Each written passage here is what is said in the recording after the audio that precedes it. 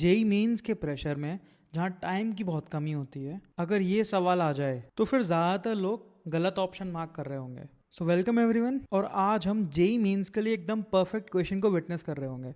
तो फिर स्क्रीन को पॉज करो, क्वेश्चन को सॉल्व करो, एंड अगर किसी का आंसर आता है तो कमेंट में मेंशन करो कि कितना टाइम लगा उसको ये क्वेश्चन सॉल्व करने में। ऑलराइट, अब इस क्वेश्चन की सबसे खास बात ये है कि ये गलत डायरेक्शन में ना बहुत जल्दी लोगों को अट्रैक्ट कर सकता है। तो फिर क्वेश्चन में हमारे पास एक मासलेस रॉड है जो एक एंड से पिवट है और एक एंड पे उसके एक मास अटैच्ड है, और अब हमारे पास एक चॉइस है कि हम एक दूसरे मास को इस पिवट एंड और इस मास वाले एंड के बीच में कहीं भी लगा सकते हैं, बट वी वांट कि जो इसका रिलीज करने के बाद एक्सेलरेशन हो वो मैक्सिमम आए। अब because of our muscle memory हमने हमेशा एंगुलर एक्सेलरेशन या फिर एक्सेलरेशन को टॉर्क से रिलेट किया है, तो हम सोचते हैं कि अगर मैक्सिमम एक्सेलरेशन चाहिए हमें, दैट मीन्स मैक्सिमम टॉर्क होना चाहिए। And according to this idea मुझे समझ में आता है कि अगर इस मास एम को मैं रॉड के दूसरे एंड पर अटैच कर देता हूँ तो उसकी वजह से टॉर्क मैक्सिमाइज हो जाएगा, तो फिर जो एक्सेलरेशन आएगा या फिर जो एंगुलर एक्सेलरेशन आएगा वो मैक्सिमम होगा। एंड ऑप्शन में एल को देखकर मेरे माइंड को विश्वास हो जाता है कि यही करेक्ट आंसर है, ऑप्शन मार्क किया और आगे बढ़ जाते हैं।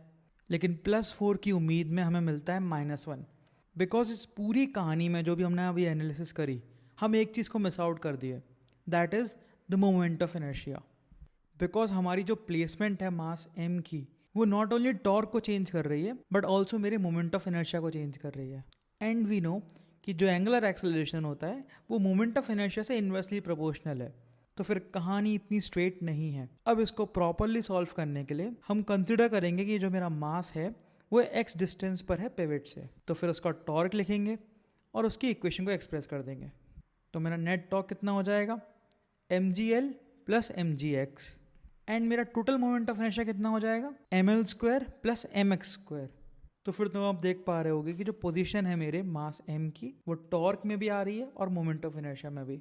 अब सीधे net torque is equals to I into alpha कर दो, और यहाँ से जो अल्फा आता है वो एक फंक्शन आता है x का, उसको x के रिस्पेक्ट में डिफरेंशिएट कर दो एंड उसको 0 रखकर हमें मिल जाता है मेरा वो पोजीशन जहाँ पर मेरा angular acceleration will be maximum. So this is the correct value of my position. अब ऐसे सटल पॉइंट्स तुम हमेशा ध्यान में रखो और ऐसे टाइप के क्वेश्चंस में तो गलतियां ना करो। You can join our revision course जिसमें हर एक चैप्टर को 3 कैटेगरीज में ब्रेक किया है। पहली कैटेगरी में तुम्हें थ्योरी वीडियो मिलेगी जो तुम्हारे सारे कॉन्सेप्ट्स को बेस्ट फॉर्म में कवर करेगी, एंड ये एक टिपिकल थ्योरी वीडियो नहीं होगी just like a one shot है, ऐसा नहीं होगा, बट प्रॉब्लम्स के थ्रू कैसे हम कॉन्सेप्ट्स को सीख सकते हैं, that will be the main theme of the video. In second category तुम्हें कुछ प्रॉब्लम सॉल्विंग वीडियोस मिलेंगे that will cover your concepts of entire chapter, and जिसमें तुम सीखोगे कि कैसे प्रॉब्लम्स को अप्रोच किया जाता है। And the third category is about test, because test के बिना कोई भी चैप्टर कंप्लीट नहीं है। And there is also one silent category which is the personalisation, जो कि बहुत इंपॉर्टेंट है एक स्टूडेंट की रिविजन जर्नी में, बिकॉज हर एक बच्चे की तैयारी का स्टेटस अलग होता है एंड उस स्टेटस के अकॉर्डिंग उसको रिवीजन स्ट्रैटेजी चाहिए होती है।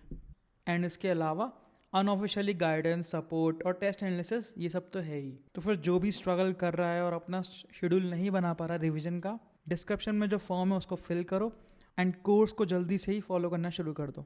ऑलराइट, आज के वीडियो के लिए इतना ही, मिलते हैं नेक्स्ट वीडियो में।